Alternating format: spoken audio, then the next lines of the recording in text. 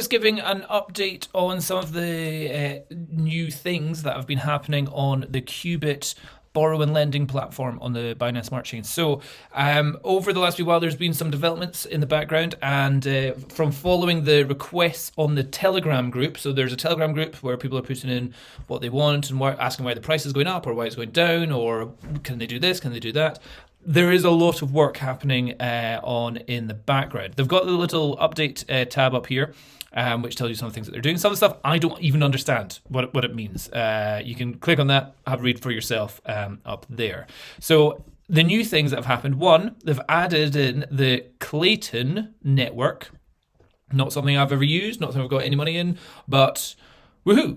For anybody that has stuff on the Clayton Network, good for you. You can now partake in this, and there's different markets in this. I obviously don't have anything in it. I can't connect my wallet because I don't have any Clayton wallet. Again, if you've got a Clayton wallet, super duper.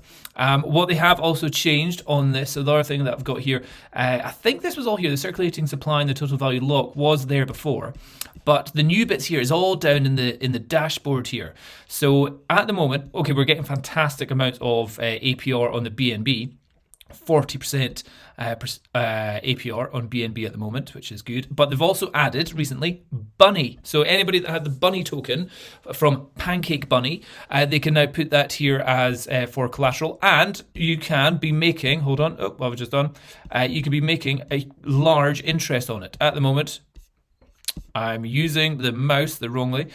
Okay, not very much. 4%. Before it was about 20%. It changes every moment. But at the same time, we are getting a large reward APR on this. It's one of the highest reward. It is the highest reward APR on the supply markets for gaining reward Qubit tokens. So the reward Qubit tokens go up into your wallet up here. And this one is giving me, it can potentially give you 143%. The next bit that they've also done is showing the actual active boost that you've got per token. So to get a boost in the amount of reward tokens you get, you put some QBT in the QBT locker. That gives you locked QBT, and you can choose how long it is locked for. I've got about almost 4,000 QBT locked, and I've chosen the period that it is going to be locked for until February next year. And that's giving me a score of that. Again, that changes depending on the value of QBT and the amount of people, how much you're borrowing and all that kind of stuff. So it depends also on your balance and your supply versus borrow balancing here. So my BNB at the moment, I'm getting a 2x boost. The USDc, I'm getting 2.5x, which is pretty good. Cake is only 1% or 1.1, and then QBT is, I'm getting a very small APR on that, but I'm getting 10% reward APR. So what's the difference really? And that is at 1 because we've got such a huge amount there. So they've added all that. The next thing that they've added is actually showing you the dollar value. So that was something which people were complaining about, saying, I don't know how many dollars I've got in this. So they've added this in under the balance. So yay, I've got 2 BNB, but how many dollars is that? Obviously, that'll be changing depending on the value of BNB, and also be changing depending on how much APR you're making. The interest will be gaining up on that. So these numbers should be changing all the time.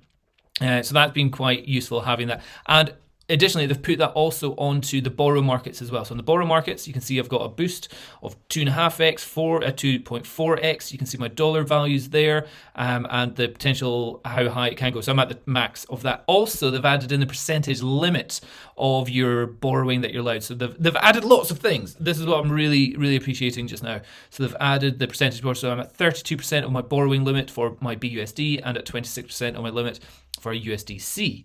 And there you go. MDX hasn't done very well over the last few while. That one's gone down to 0 and hasn't changed for a while. So I don't know what's up with that at the moment.